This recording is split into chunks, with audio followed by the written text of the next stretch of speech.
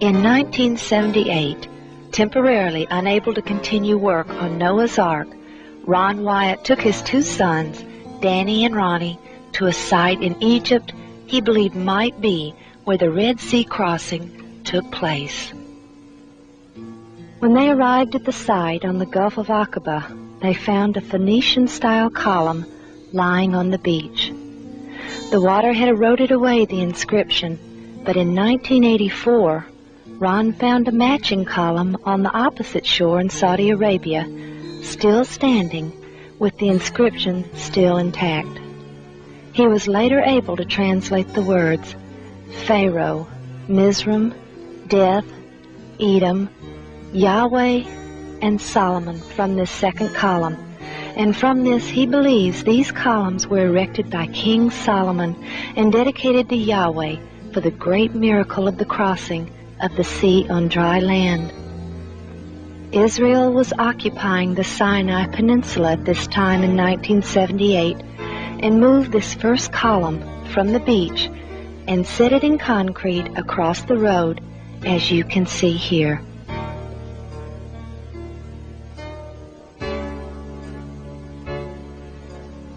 Diving at this site, they filmed numerous coral-encrusted chariot parts, such as these two chariot wheels still attached to an axle, one wheel flat on the ground and the other in the air. This is a six-spoked wheel.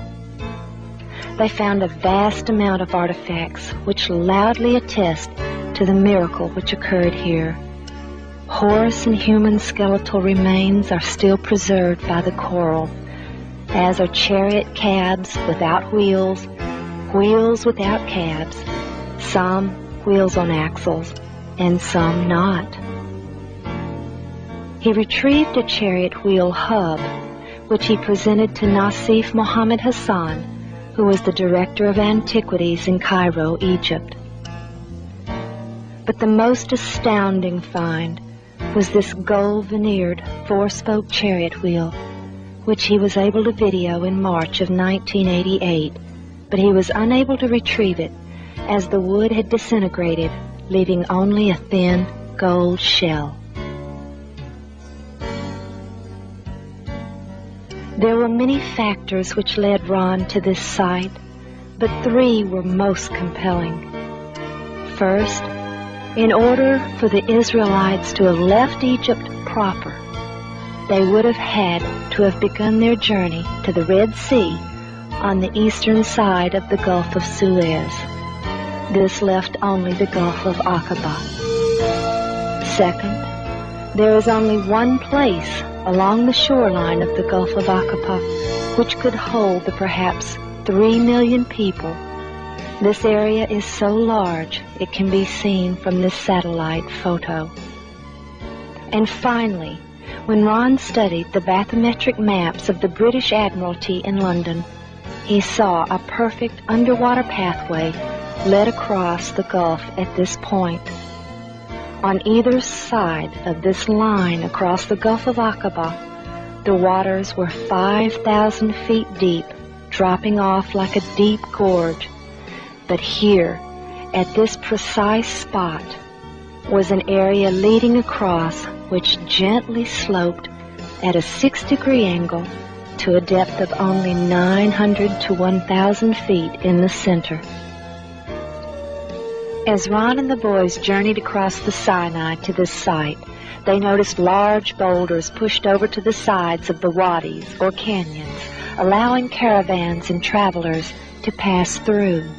But as they dove into the Gulf, about 1.5 miles out and 200 feet deep, they were thrilled to see this same stone-cleared pathway continued and was still evident in the crystal-clear waters.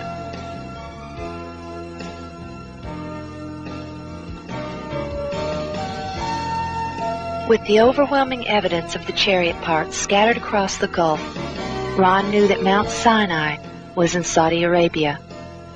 Studying maps, he saw that Jabal el-Lawz fit the biblical description of this holy mountain. Unable to get a visa to enter Saudi Arabia, Ron and his two sons finally decided to enter without one. He had learned that the normal procedure if someone were caught without a visa there was to escort the visitor to the border and see that they did not re-enter. They found Mount Sinai with the altar and much more still intact in this uninhabited area, but as they were leaving, they were abruptly arrested and imprisoned for 78 days, accused of being Israeli spies. When they were finally released, they were told that a man had contacted the Saudi embassy and reported the Wyatts to be Israeli spies pretending to be archaeologists. This man had been a trusted friend who had worked with Ron on Noah's Ark.